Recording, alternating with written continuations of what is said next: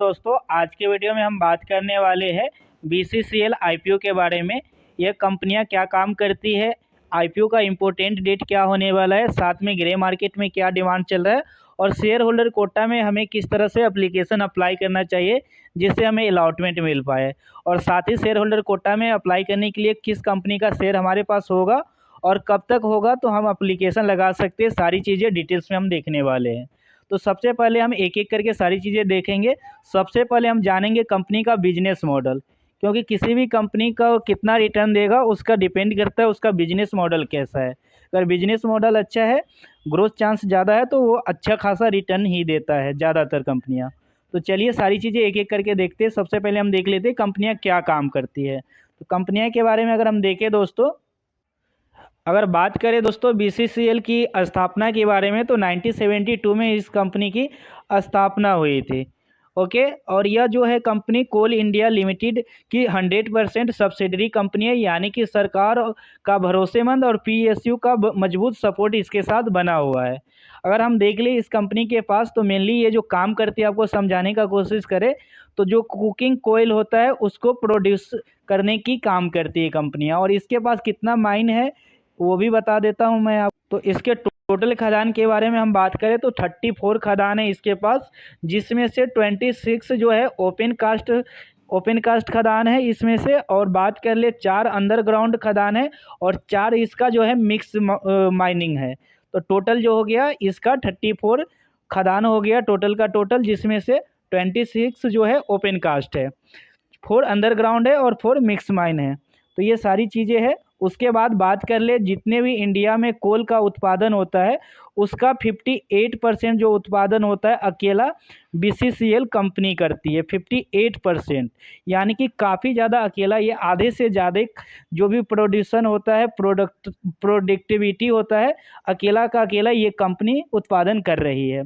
अगर बात करें दोस्तों कोल का, जो भी ये कुकिंग कोल उत्पादन कर रही है, इसका यूज मेजर कहाँ पर होता है तो स्टील सेक्टर और जो है पावर सेक्टर में इसका सबसे ज़्यादा उपयोग किया जाता है। किस तरह से होता है वो भी मैं आपको थोड़ा सा क्लियर कर देता हूँ। जैसे कि मान लीजिए ये जो भी उत्पादन करती है कुकिंग कोयल, इसका जो होता है ज़्यादा तापमान पे टेम्परेचर करने पे क्या होती है, कुक बनता है, और कुक के द्वारा स्टील बनता है। तो इस तरह से स्टील सेक्टर का आपको भी पता है, जितने भी इंडिया में जो भी इंफ्रास्ट्रक्चर हो रहा है, कंस्ट्रक्शन हो रहा है, जो भी ब्रिज बन रहा है, ये सारी चीज़ जगह पे क्या है, स्टील की ज़रूरत पड़ती है। और स्टील उत्पादन करने के लिए कुकिंग कोयल के द्वारा कुक बनाया जाता है और उसके द्वारा स्टील की उत्पादन होती है। तो इसमें क्या है, स्टील का ज़्यादा मतलब डिमांड होगा, तो ऑटोमेटिक वो जो डिमांड बढ़ने वाला है कुकिंग कोयल का डिमांड भी बढ़ने वाला है।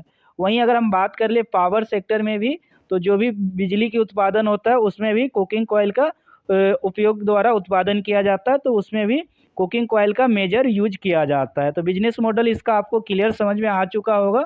चलिए अब हम देखते हैं आईपीओ के डिटेल्स के बारे में। आईपीओ के डेट देखने से पहले थोड़ा सा हम अगर कंपनी का फाइनेंशियल को भी देख ले, तो इसका जो एसेट्स था 31 मार्च 2023 की बात करें 13,312 करोड़ था, जो कि अभी बढ़कर हो चुका है 18,711 करोड़ का, यानी कि लगातार एसेट्स बढ़ा है। अगर हम बात करें प्रॉफिट आफ्टर टैक्स के बारे में, तो 31 मार्च 2023 में जो था 664 करोड़ का था, और 25 मार्च तक इसका जो बढ़कर प्रॉफिट हो गया आफ्टर टैक्स 1,240 करोड़ का हो चुका है, और अभी सिर्फ सितंबर तक का बात हम कर ले तो 123 करोड़ का रहा है। वहीं पे अगर इसका नेटवर्थ की बात करें तो 3,791 करोड़ था 31 मार्च 2023 में, जो कि अभी बढ़ते बढ़ते हो चुका है 5,830 करोड़। तो काफ़ी अच्छा यहाँ पर भी रहा स्टेबिलिटी। और साथ में हम देख ले आईपीओ का इम्पोर्टेंट डेट को भी। तो अभी हम इम्पोर्टेंट डेट को देख लेते हैं, उसके बाद ग्रे मार्केट के बारे में जानेंगे, फिर शेयर होल्डर कोटा में किस तरह से एप्लीकेशन लगाना है उसके बारे में भी देखेंगे। तो देखिए यहाँ पर हम देख लेते हैं इम्पोर्टेंट डेट। तो इस आईपीओ में जो अप्लाई करने का डेट है, ये ऑलरेडी आईपीओ ओपन हो चुका है 9 जनवरी से लेकर, इसमें हम 13 जनवरी तक क्या है एप्लीकेशन अप्लाई कर सकते हैं। 9 जनवरी से 13 जनवरी तक आईपीओ के एक शेयर का जो प्राइस है 21 से 23 रुपया का है। तो आपको हमेशा कट ऑफ प्राइस पे ही एप्लीकेशन लगाना है, यानी कि जो आपको अलॉटमेंट मिलने वाला है 23 रुपया के हिसाब से मिलने वाला है। वहीं पे अगर हम बात कर ले NSE BSE और NSE दोनों जगह, बॉम्बे स्टॉक एक्सचेंज और नेशनल स्टॉक एक्सचेंज दोनों जगह इसका लिस्टिंग होगा। आईपीओ की साइज के बारे में बात कर ले, 1071 करोड़ का यह टोटल आईपीओ होने वाला है और टोटल का टोटल ऑफर फॉर सेल है। अभी तक प्रमोटर का होल्डिंग की बात कर ले तो 100% का था, 10% यहाँ पर प्रमोटर अपना हिस्सेदारी बेच रहा है ऑफर फॉर सेल के जरिए। तो ये अब जो हो जाएगा प्रमोटर का होल्डिंग 90% हो जाएगा, क्योंकि दोस्तों ये जो आईपीओ है, ये आईपीओ के जरिए जो भी पैसा रेज किया जा रहा है, प्रमोटर अपना हिस्सा बेचकर स्टॉक मार्केट में इसको लिस्ट किया जा रहा है। कोई भी नया हिस्सेदारी नहीं है, ये चीज़ें एक इसके साथ है। थोड़ा सा फ्रेश इशू नहीं है, क्योंकि इसमें पैसे की रिक्वायरमेंट इसे अभी नहीं होगा कंपनी को। उसके बाद अगर हम बात कर ले अलॉटमेंट डेट के बारे में, तो यहाँ पर आपको देखने को मिल जाएगा बेसिक ऑफ अलॉटमेंट जो होने वाला है इस आईपीओ में अप्लाई करने के लिए आप कर सकते हैं। अलॉटमेंट आपको मिला या नहीं मिला वो आपको मालूम चल जाएगा 14 जनवरी को। अगर 14 को नहीं मालूम चलता है तो आपको कभी कभी लेट हो जाता है, तो 15 को मालूम चल जाएगा। अगर बात कर ले आपको अलॉटमेंट नहीं मिलता है तो पैसा रिफंड हो जाएगा 15 को, नहीं तो 16 को रिफंड मिल जाएगा। बात कर ले जिसको भी अलॉटमेंट मिल जाता है तो लिस्टिंग होने वाला है 16 जनवरी को इस आईपीओ का। बात कर ले अगर आप रिटेलर कोटा में एप्लीकेशन अप्लाई करते हैं तो आपको कितने शेयर के लिए एप्लीकेशन लगाना पड़ेगा। स्मॉल में अप्लाई करते हैं तो कितने शेयर के लिए एप्लीकेशन लगाना पड़ेगा, और बिग एच9 में अप्लाई करते हैं तो कितने शेयर के लिए एक एप्लीकेशन लगाना पड़ेगा। तो सारी चीज़ें देख लेते हैं और साथ में शेयर होल्डर कोटा के बारे में भी हम बात कर लेंगे। तो देखिए दोस्तों, यहाँ पर अगर आप क्या है कि अगर मान के चलिए कि रिटेलर कोटा में एप्लीकेशन लगाना चाहते हैं तो यहाँ पर जो है आपको एप्लीकेशन लगाना पड़ेगा 600 शेयर के लिए। 1 मिनट मैं टिक कर देता हूँ। तो यहाँ पर 600 शेयर के लिए एप्लीकेशन लगाना पड़ेगा। अमाउंट की बात कर ले तो 13,800 रुपये का अमाउंट का रिक्वायरमेंट पड़ेगा। वहीं अगर आप मान लीजिए स्मॉल एच9 में एप्लीकेशन लगाना चाहते हैं तो 9,000 शेयर के लिए एप्लीकेशन लगाना पड़ेगा। अमाउंट की बात करें तो 2,07,000 रुपये का यहाँ पर रिक्वायरमेंट पड़ेगा। वहीं अगर आप बिग एच9 में एप्लीकेशन लगाना चाहते हैं तो बिग एच9 में जो है 43,800 शेयर के लिए एप्लीकेशन लगाना पड़ेगा। जो फंड की रिक्वायरमेंट पड़ेगी 10,07,400 रुपये की रिक्वायरमेंट पड़ेगी आपको। तो ये चीज़ें हैं। और यहाँ दो, चाहे आप स्मॉल एच9 में एप्लीकेशन लगाए या बिग एच9 में लगाए, यहाँ पर अलॉटमेंट आपको जो होने वाला है 9,000 शेयर ही अलॉटमेंट मिलने वाला है। वहीं पर अगर आप बात कर लेते हैं कि शेयर होल्डर कोटा में एप्लीकेशन लगाने के लिए कितना लॉट के लिए एप्लीकेशन लगाना पड़ेगा, उससे पहले मैं आपको दिखा देता हूं कि इन केस मान के चलिए शेयर होल्डर कोटा में अप्लाई कौन कर सकता है।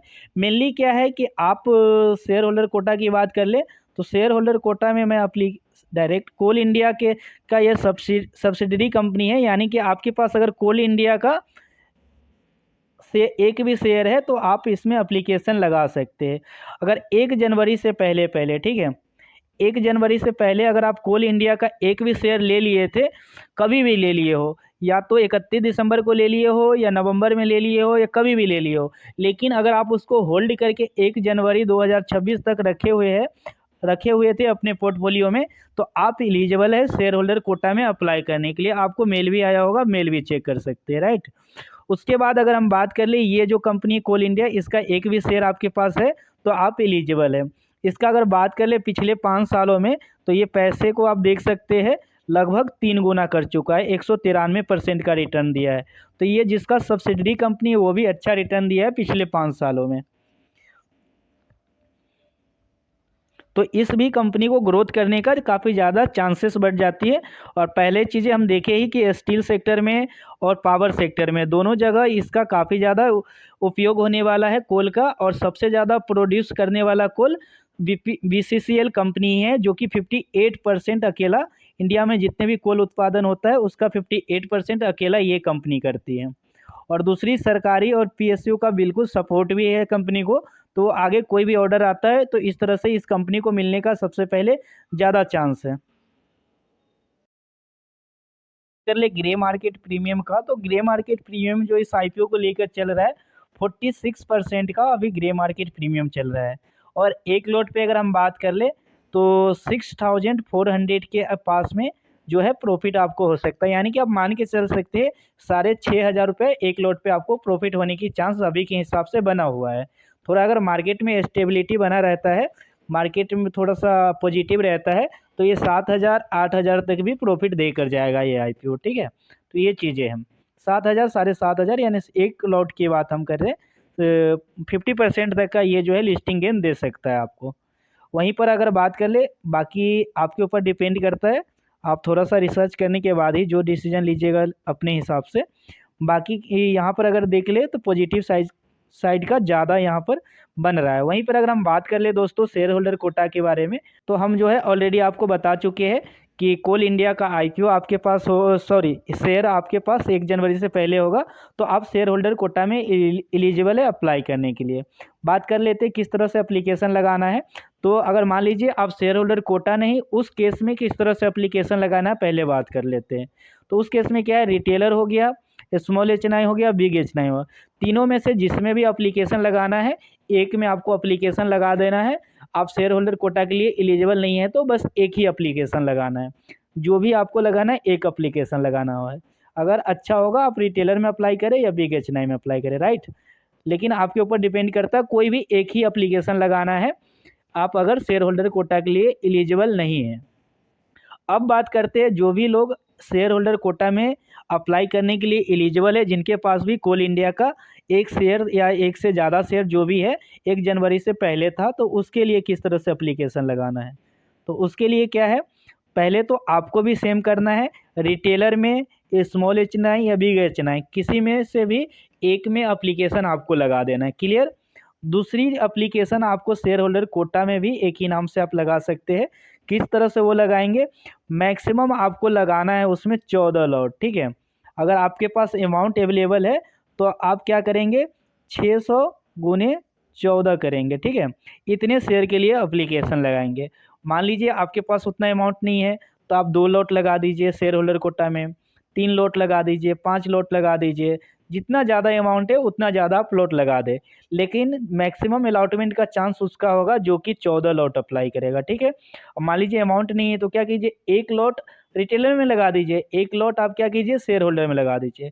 मान लीजिए अमाउंट थोड़ा ज़्यादा है बट 14 लॉट का नहीं है, तो 1 लॉट रिटेलर में लगा दीजिए, 5 लॉट आप शेयर होल्डर कोटा में एक ही अपने नाम से लगा दीजिए, है ना। तो यानी कि 5 लॉट लगाने के लिए 600 शेयर 1 लॉट में है, 600 गुने 5 कर दीजिए, जितना भी शेयर होता है 6 पंचे 30, 3,000 शेयर के लिए एप्लीकेशन आप लगा दीजिए। तो इस तरह से एप्लीकेशन आप लगा सकते हैं। तो सारी चीज़ें क्लियर होगा। अभी भी अगर कोई सवाल रह गया तो आप कमेंट बॉक्स में पूछ सकते हैं।